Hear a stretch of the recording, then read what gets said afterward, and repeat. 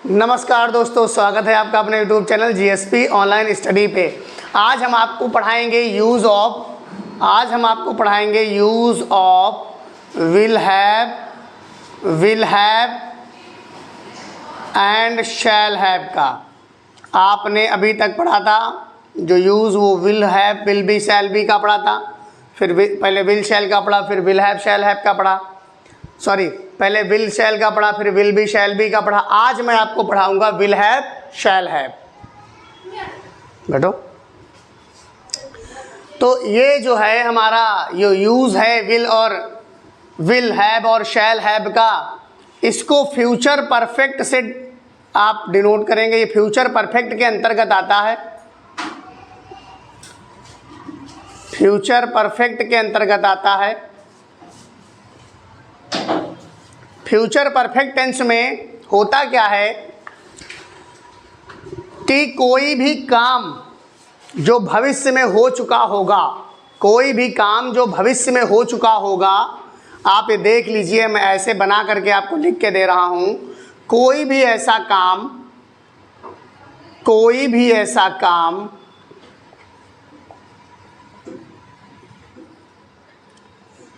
जो भविष्य में हो चुका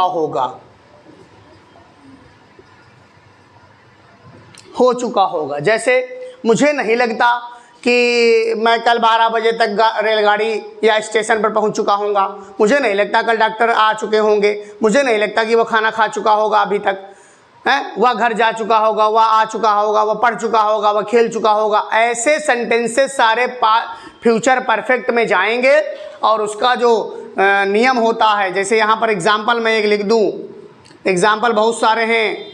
वह पढ़ चुका होगा, वह पढ़ चुका होगा, वह खेल चुका होगा, वह खेल चुका होगा, वह खा चुका होगा, वह खा चुका होगा, वह आ चुका होगा, आ चुका होगा, मैं पढ़ा चुका हूँगा, मैं पढ़ा चुका हूँगा। इस तरीके से जो सेंटेंसेस हैं ये सब हमारे फ्यूचर परफेक्ट में आते हैं, यानी कि विल हैव शैल हैव का यूज इसमें होता है। ये बात आपको अच्छे से समझ में आई होगी। अब ये समझिए, जैसे मान लीजिए मैंने कहा कि फ्यूचर परफेक्ट में इनका यूज होता है, तो ये बनेंगे कैसे? लिखा है ही विल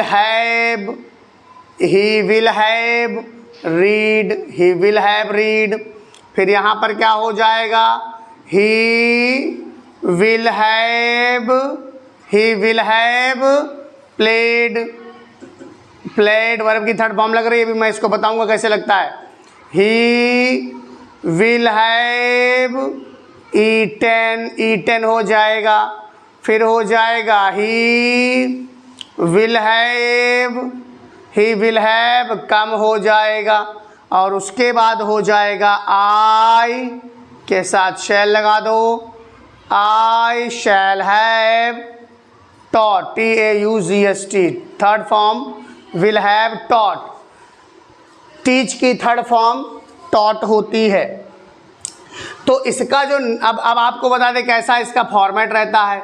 सब्जेक्ट रहता है, फिर यहाँ पर विल या शैल में से कोई एक चीज़, विल या शैल में से कोई एक चीज़, और प्लस हैव लगेगा, प्लस मेन वर्ब की थर्ड फॉर्म लगेगी बच्चों, मेन वर्ब की थर्ड फॉर्म, और प्लस ऑब्जेक्ट लगेगा। ये आपका असर्टिव हो गया, मैं पहले ही बता चुका हूँ। ये असर्टिव, इसको असर्टिव कहते हैं, इसको डिक्लेरेटिव भी कहते हैं, डिक्लेरेटिव भी कहते हैं, है ना, डिक्लेरेटिव भी कहते हैं, और इसको पॉजिटिव भी कहते हैं, और क्या कहते हैं? अफर्मेटिव भी कहते हैं। बात समझ में आ रही होगी बहुत अच्छे से। इसका नेगेटिव फॉर्मेट होता है subject plus will have plus not plus main verb का थर्ड फॉर्म और प्लस ऑब्जेक्ट। अगर मान लो इसका ये निगेटिव फॉर्म हो गया, ये निगेटिव हो गया, अगर हम इसका इंट्रोगेटिव ले लें तो पहले आपको विल लगाना पड़ेगा, will plus subject plus have, बात समझ रहे हो, ऐसे ही करना पड़ेगा।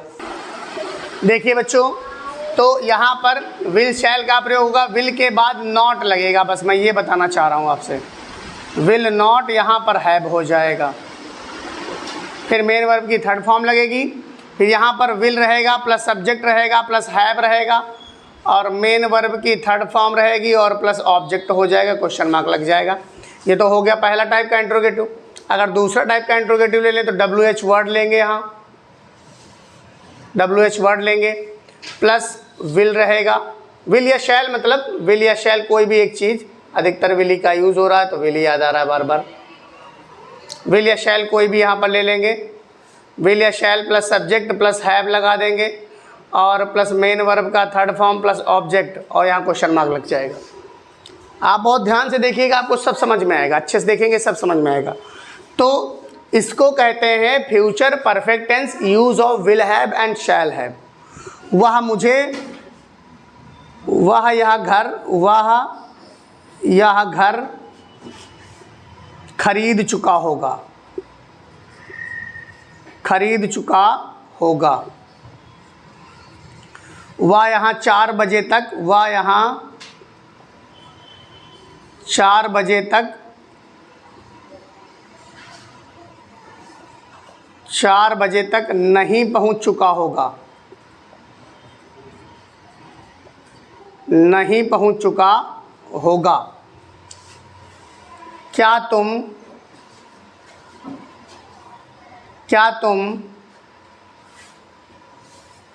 3 बजे तक खाना खा चुके होगे?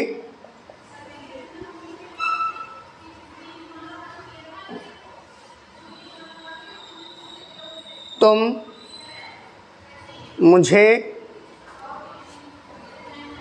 कल क्या दे चुके होगे? ये क्वेश्चन मार्क लगा लो, इसमें क्वेश्चन मार्क यहाँ भी रहेगा, यहाँ भी रहेगा। तो ये सब सेंटेंसेस हैं। वह या घर खरीद चुका होगा तो क्या हो जाएगा? He will have bought this house, देखो हो गया। वह यहाँ 4 बजे तक नहीं पहुँच चुका होगा तो हो जाएगा he will not have reached या अराइव्ड दोनों में से कोई लगा दो। He will not have reached hair bye 4 o'clock, ध्यान दीजिए 4 o'clock। क्या तुम 3 बजे तक खाना खा चुके होगे तो हो जाएगा विल